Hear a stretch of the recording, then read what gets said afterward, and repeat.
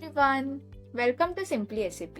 My name is Shraddha and today I will be introducing you to SAP focusing on its FI and CO modules. So let's get started. We will first see what is ERP before knowing about SAP. So ERP stands for Enterprise Resource Planning. It's like a big smart system that helps businesses manage all their activities in one place. Think of a business as a house with many rooms, like finance room, an inventory room, a sales room, and also a human resource room. Each room needs to talk to each other to keep the house running smoothly. ERP is like the central system that connects all these rooms so everyone has the same updated information and can work together better.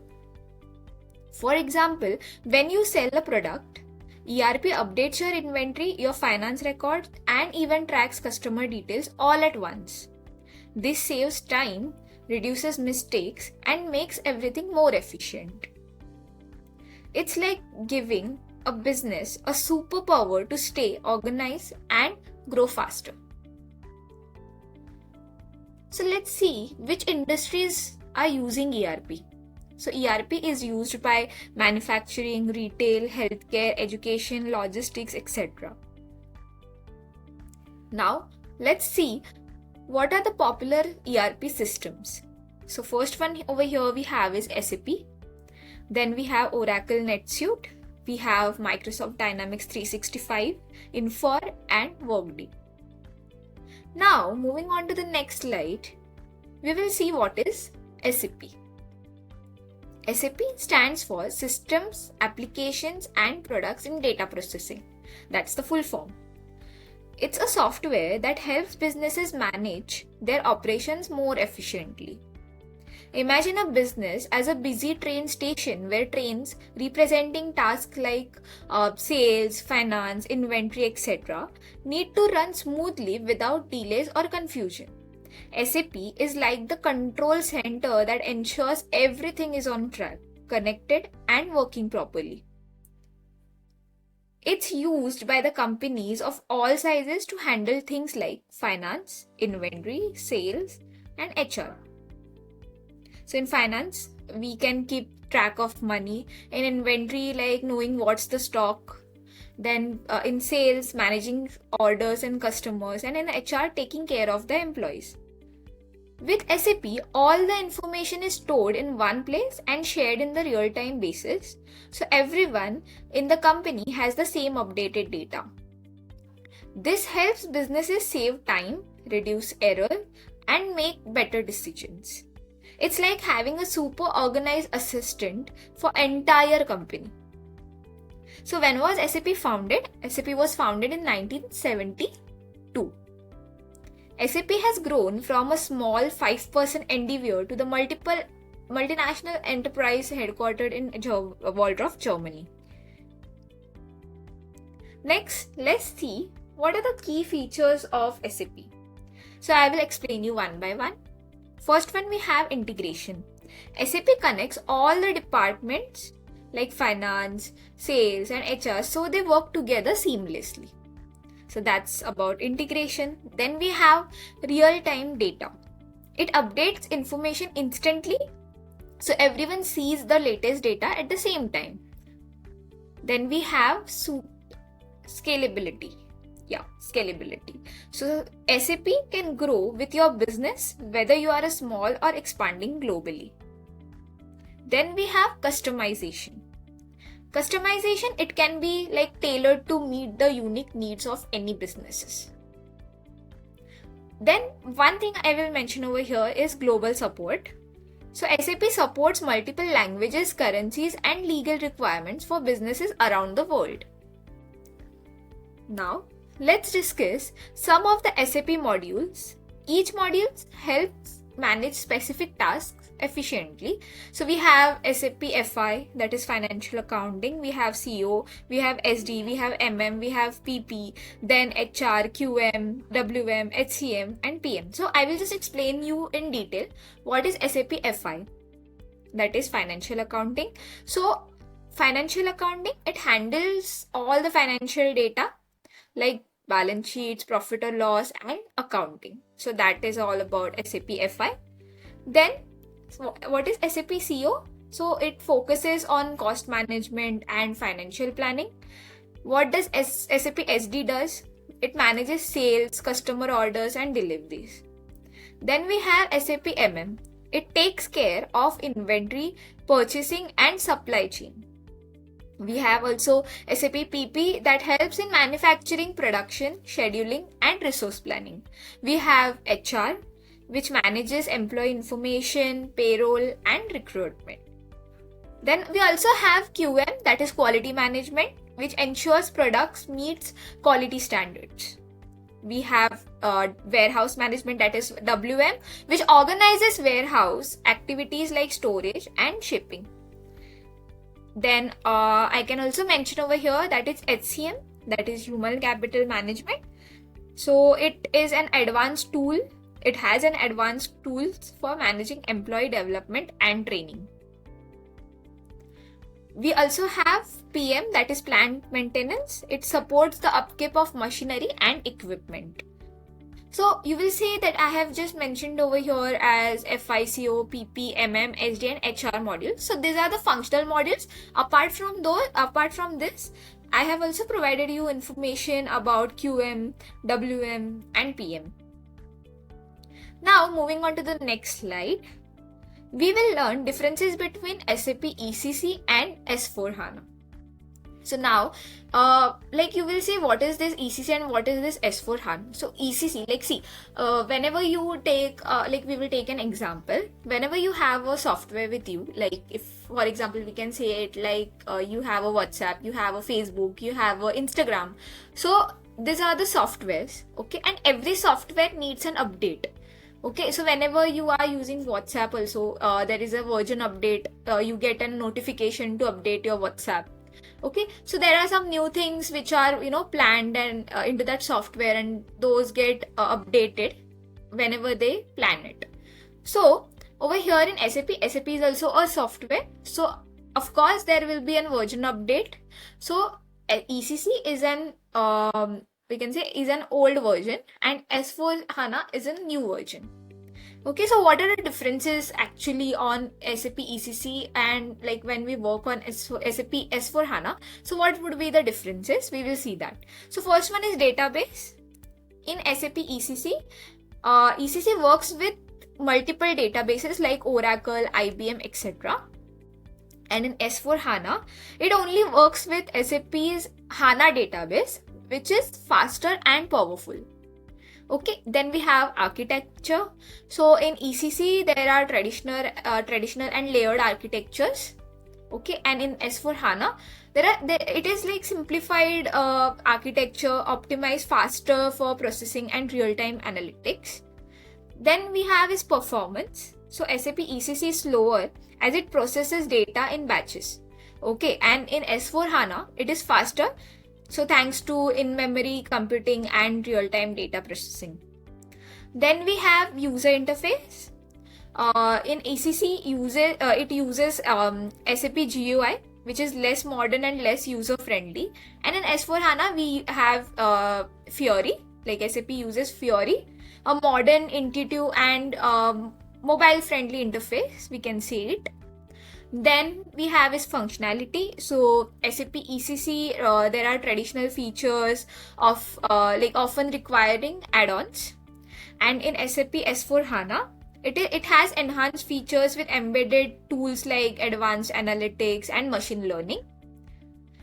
Next we can say is deployment options. So in SAP ECC, primarily it runs on on-premise, and S4HANA offers on-premise, cloud and hybrid deployment options.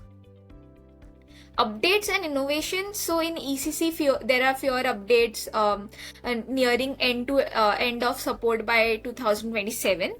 And in S4HANA, there are regular updates with new features and innovations.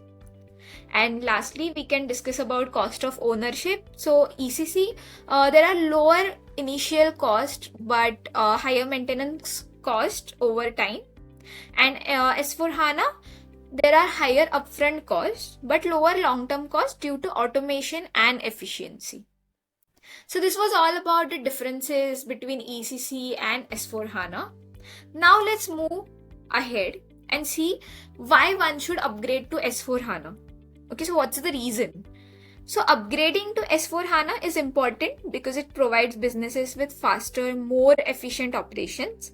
And S4HANA is built on a modern in-memory database, which again helps process large amount of data in real time, leading to quicker insights and decisions. It also again simplifies the business processes, reduces cost, and improves user experience with an intuitive interface. Plus, S4HANA supports digital transformation by integrating with emerging technologies like AI and LOT, helping companies stay competitive in the fast-changing business world. So that's why one can upgrade to S4HANA. Finally, now let's see or learn what is SAP FI. Okay, so what is SAP FI module? So again, I will just brush up that FI stands for financial accounting. Okay, so SAP FI, that is financial accounting, is a core module in SAP that helps businesses manage their financial transactions and accounting processes. Okay, so what does it helps for in the businesses? It helps businesses manage their financial transactions and accounting processes. It tracks and records all the financial activities such as, let's say, accounts payable, accounts receivable, asset management, and general ledger. SAP FI ensures accurate financial reporting, helps in complying with the regulations, and provides real-time insights into a company's financial health. It integrates with other SAP modules also, making it easier for businesses to manage their finances and make informed decisions. Now, moving on to the next, we will see what are the core SAP FI submodules and their functionalities. Okay, so first we have is General Ledger. It's the main book where all the financial transactions are recorded. It also helps tracking revenues, expenses, assets and liabilities. It provides a complete view of the company's financial position. Then we have is accounts payable. It manages money the companies owes to the suppliers. Again, I will repeat it. It manages the money that the companies owe to the suppliers. It also tracks vendor invoices, payments and outstanding bills, and also ensures timely payments and a better cash flow management. Next we have is accounts receivable. So what does account receivable do? It manages money customers owe to the company. Tracks invoices, incoming payments and outstanding balances. It also helps in maintaining good customer relationships. Then we have is asset accounting. So what does asset accounting do? It manages fixed assets like machinery, buildings and vehicles. It also tracks asset value, depreciation and the life cycle. It helps in proper asset management and reporting. Now, apart from this, we have a new module, that is funds management. So what is funds management? It helps plan, control and monitor budget. It ensures spending stays within allocated funds. It is also useful for organizations with strict budget controls like public sector. So it is mainly used for the public sector projects. If you are on a public sector project, you are definitely going to configure the funds management submodule. Then we have is travel management. What does travel management do? It manages employee travel expenses and reimbursement, streamlines the travel planning and the cost analysis, and also supports integration with payroll and other financial processes. So there is an integration with payroll and other financial processes. Then again over here, I will just add one extra submodule which I think I should give you an information about is treasury management.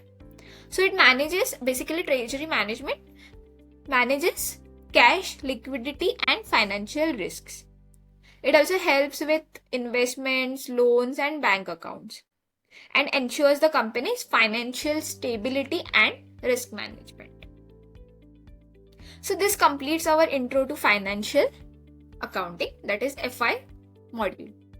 Now next in line we have is CO. Okay, that is controlling module. So what is SAP CO? CO stands for controlling.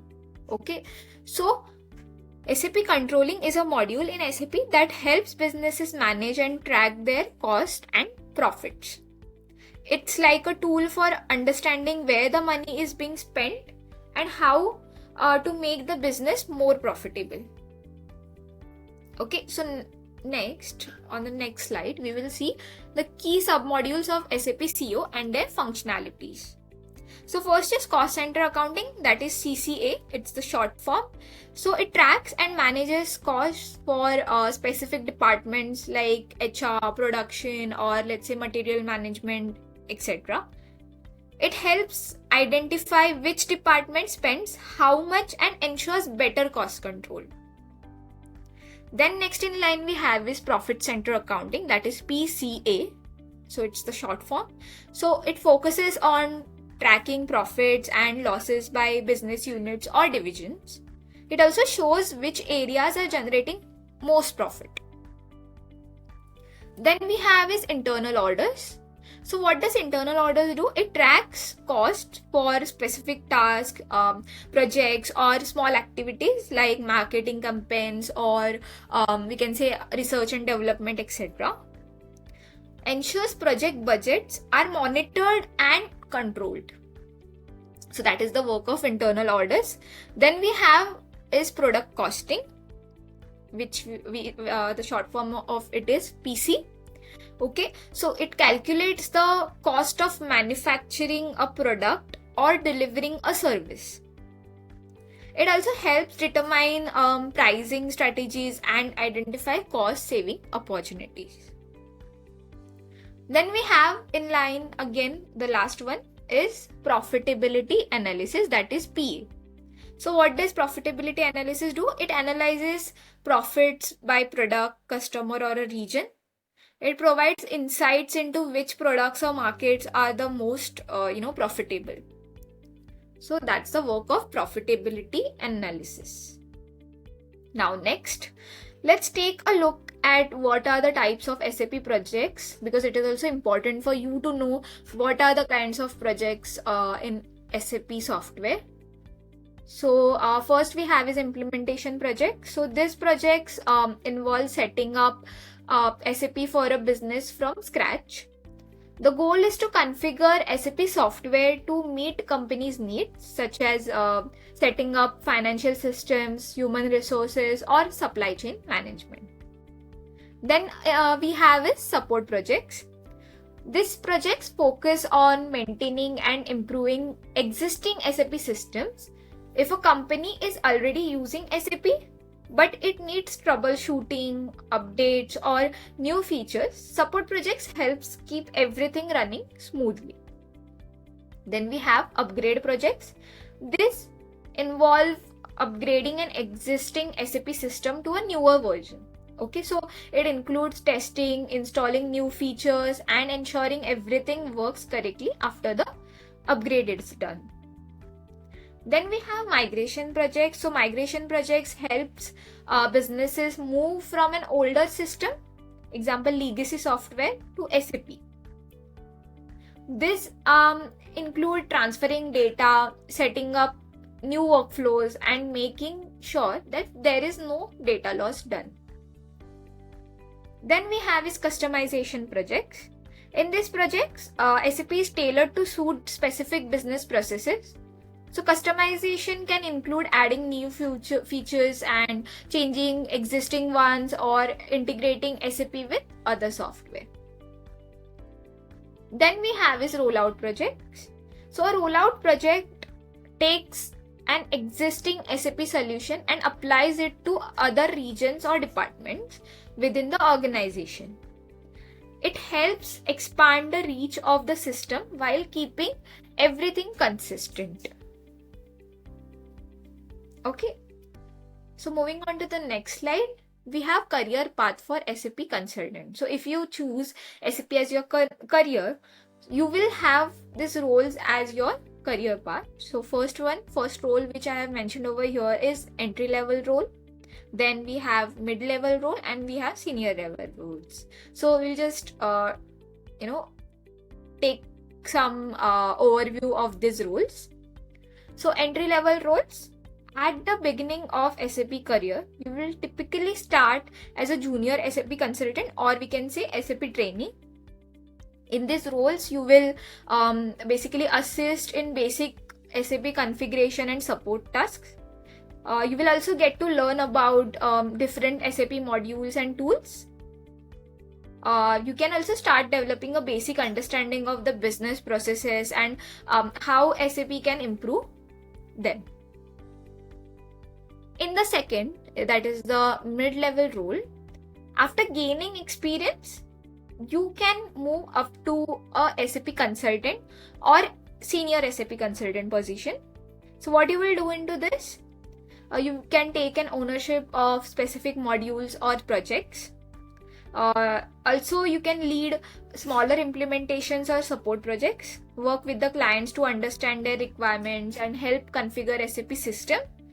You will also start specializing in specific modules like finance, SD or supply chain, that is MM. Then next is the senior level role.